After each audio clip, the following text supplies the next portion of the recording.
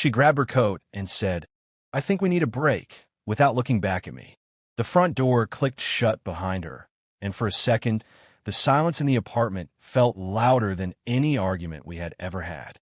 I stood there, frozen in the middle of the living room, still holding the 2 glasses of wine I had just poured.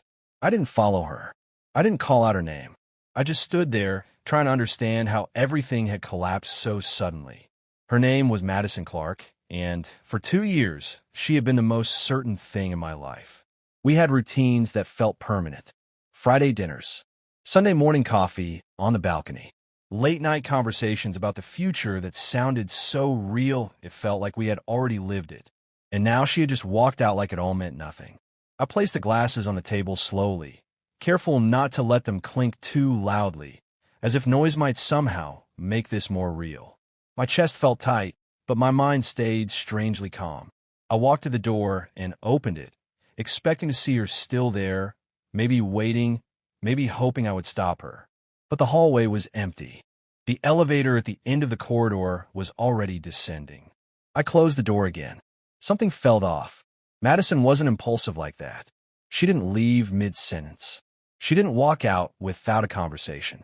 Even in our worst arguments, she stayed. She talked. She explained. This felt staged. The thought hit me, but I pushed it away at first. Because if it was true, it meant something worse than a breakup. It meant I was being tested. And I hated that idea more than I hated losing her. I sat down on the couch and stared at my phone. No messages. No missed calls. No explanation. Just silence. 10 minutes passed. Then 20. My heartbeat slowed, not because I felt better, but because something inside me started to detach. If this was real, then she had chosen to leave. And if it wasn't real, then she had chosen to play with something that shouldn't be played with. Neither option felt acceptable. At exactly 30 minutes, my phone buzzed. A message from her. "Can we talk?" I looked at the screen for a long time before unlocking it. I didn't respond right away. Instead, I stood up and walked to the window, looking out at the city lights stretching across the skyline. We had always talked about moving to a bigger place together, about building something that felt permanent, and now I wasn't sure what any of that meant. Another message came through. "Please answer." I finally typed back. "Come back." She responded immediately. "I'm outside." Of course she was. I walked to the door again, but this time I paused before opening it. Something inside me shifted. I wasn't the same person who had stood there 30 minutes ago. I opened the door. Madison stood there, her expression tense, her eyes searching my face for something. Behind her, at the end of the hallway, I noticed 2 figures trying to look casual. Her friends, Qley Bennett and Ashley Monroe. They weren't subtle. They pretended to scroll on their phones, but their eyes kept flicking toward us. That was all I needed to see. Madison stepped inside slowly. "I'm sorry," she said, her voice soft. I closed the door behind her and leaned against it. "For what?" I asked calmly. She hesitated. "For leaving like that." I nodded once. "And?" She frowned slightly. "What do you mean?" I held her gaze. "For pretending to leave," I said. Her expression changed instantly. A flicker of surprise. Then guilt. Then something defensive. "It wasn't like that," she said quickly. I let out a quiet breath. "It was exactly like that." She ran a hand through her hair, clearly not expecting me to figure it out so quickly. "It was just a test," she said. "A reaction test." I laughed once, but there was no humor in it. "A test." She stepped closer. "My friends thought it would show how much you care." I looked at her, really looked at her, as if I was seeing her for the first time. "And what did it show?" I asked. She hesitated again. "You didn't stop me." There it was. The verdict. I nodded slowly. "You walked out," I said, "and I respected your decision." She shook her head. "No, you were supposed to fight for me." I stared at her, the disconnect between us suddenly clearer than ever. "Madison," I said quietly, "I don't fight people to stay." Her eyes widened slightly. "That's not what I meant." I shook my head. "That's exactly what you meant." Silence filled the room again, but this time it felt heavier, more final. She looked toward the door, as if suddenly aware of her friends still waiting outside.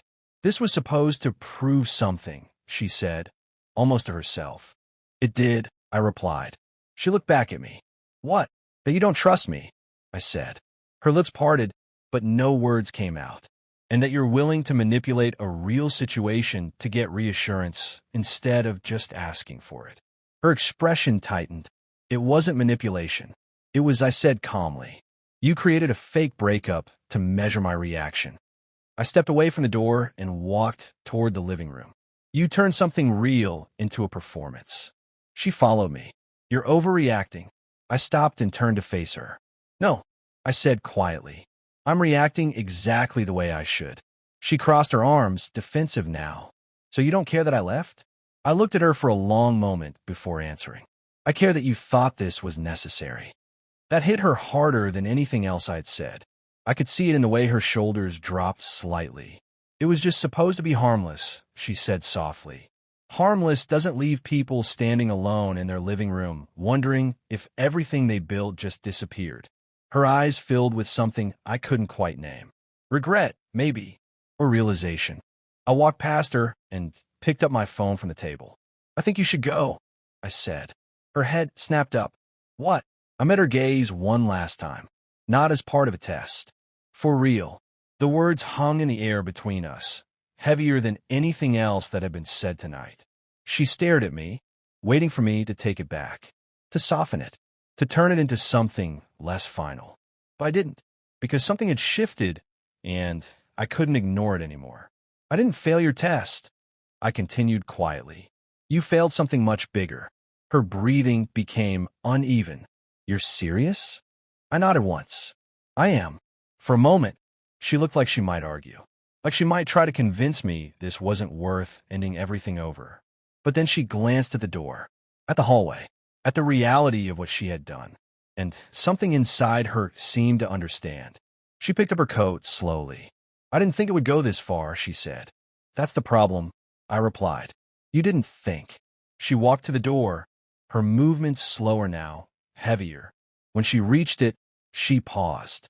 I do love you, she said quietly. I believed her. That was the hardest part. I know, I said. She opened the door. Her friends straightened up instantly, their curiosity barely hidden. Madison didn't look at them. She just walked past them and toward the elevator. This time, she didn't stop. The doors closed behind her. And this time, I didn't expect her to come back. I closed my own door and leaned against it again. The silence returned, but it felt different now. Less shocking. More honest. I walked back to the living room and sat down, staring at the two untouched glasses of wine. One for me, one for her. I picked mine up and took a slow sip. It tasted the same as always, but everything else felt completely different. Because sometimes the moment someone tries to test your love is the moment they reveal they never truly understood it.